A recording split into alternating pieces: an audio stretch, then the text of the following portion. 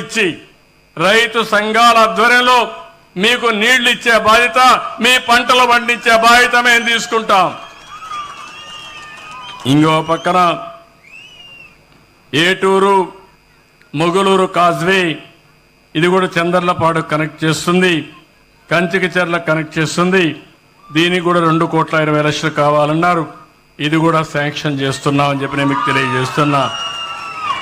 అదే మరిగా Enugugadda stream in the village of Elurupadu and Kanchikacherla మండలం, ఇది కూడా ఒక 2,13,00,000 అవుతుంది. ఇది కూడా శాంక్షన్ చేస్తున్నానని చెప్పి నేను మీకు తెలియజేస్తున్నా. ఇంకో ఒక బ్రిడ్జ్ కావాలన్నారు. లక్ష్మయ్య స్ట్రీమ్ ఇన్ చెవిటి కల్లు విలేజ్, ఇది కూడా అడిగారు కంచిచర్ల మండలంలో, ఇది కూడా శాంక్షన్ చేస్తున్నాం. ఇది కాకుండా సుబాబులకి రేట్లు రావాలి, ఆ ఇబ్బందులు ఉన్నాయని చెప్పారు. దీన్ని సమీక్ష చేసి ఒక సుబాబులే కాకుండా కొన్ని సమస్యలు వస్తున్నాయి. ఈరోజు అమెరికాలో జరిగిన పరిణామాల వల్ల ఇక్కడ పండించే మన ఉత్పత్తి చేసే అక్వా కల్చర్ కూడా దెబ్బతింటా ఉంది. రొయ్యలు చేపలు కూడా దెబ్బతినే పరిస్థితికి వచ్చింది.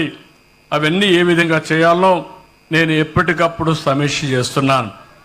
రైతులకు న్యాయం జరగాలి, గిట్టుబాటు ధర రావాలి, రైతు బాగుపడాలి. అన్ని విధాల శ్రమ చేసే రైతాంగాన్ని ఆదుకునే బాధ్యత. అందుకనే మొన్న మీరు చూస్తే అగ్రికల్చర్లో టెక్నాలజీ ఉపయోగించాలని గేట్స్ ఫౌండేషన్తో ఒక MOU చేశాం.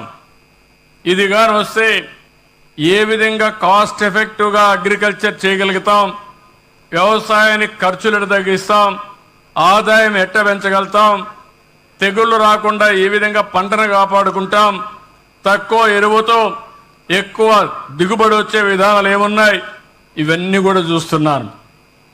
రైతుకు లాభసాటిగా ఏ పంటలు ఉంటాయో అది కూడా ఆలోచిస్తున్నాం. రాయలసీమలో హార్టికల్చర్ వస్తుంది, ఇప్పుడు ఈ ప్రాంతంలో అక్వాకల్చర్ ఉంది. కానీ అమెరికాలో అధ్యక్షుడి దెబ్బతో, సుంకాల దెబ్బతో మనం ఇబ్బంది పాల్పడే పరిస్థితికి వచ్చాం. దీన్ని కూడా అధిగమించాల్సిన అవసరం ఉంది. ఇవన్నీ కూడా ఎప్పటికప్పుడు అధ్యయనం చేస్తాం. ఇక్కడ మీ దగ్గర సుబాబులు ఎక్కువ వేస్తారు, ఆ ఇబ్బంది మీకుంది. మిరప ఎక్కువ వేస్తారు, ఆ సమస్యలు కూడా వస్తున్నాయి. ఇవన్నీ కూడా ఎప్పటికప్పుడు నేను వాచ్ చేస్తున్నా. తప్పకుండా న్యాయం చేసే బాధ్యత తీసుకుంటామని మరొక్కసారి తెలియజేసుకుంటూ, ఈరోజు నేను ఇక్కడికి వచ్చినప్పుడు మీరు చూపించిన అభిమానం చూశాను. వచ్చినప్పటి నుంచి ఇప్పటి వరకు ఎంతో అభిమానంగా ఓపికగా ఉన్నారు.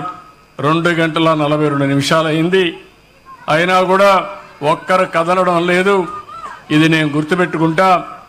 ఎవరైతే ఈ ప్రభుత్వం రావడానికి రాత్రింబగళ్ళు కష్టపడ్డారో ఆ వర్గాల్ని, ఆ గ్రామాల్ని అన్ని విధాలా ఆదుకునే బాధ్యత మాది. ఎప్పుడు కూడా ప్రజాస్వామ్యంలో ఓట్లే, ఎవరైతే మనకు సహకరిస్తారో ఆ ఓట్లేసిన వ్యక్తుల్ని గౌరవించాలి, ఆ ఓట్లేసిన వర్గాల్ని పైకి తీసుకురావాలి, ఆ ఓట్లేయడానికి కారకులైన కార్యకర్తలు కూడా న్యాయం జరగాలి. ఈ 3 జరగాల్సిన అవసరం ఉంది. అప్పుడే ప్రజాస్వామ్యంలో మనం అనుకున్న లక్ష్యాలను నెరవేర్చుకుంటా పోతాం. 2004లో మళ్ళీ తెలుగుదేశమే అధికారంలోకి వచ్చుంటే ఈరోజు ఎక్కడుండేవాళ్ళో మీరు ఆలోచించండి. 2019లో మళ్ళా తెలుగుదేశమే వచ్చుంటే ఆంధ్రప్రదేశ్ రాష్ట్రం ఎంత అభివృద్ధి అయ్యేదో చూడండి.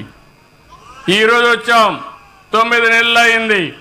అమరావతి, విధ్వంసమైన అమరావతిని ఘాట్లో పెట్టాం.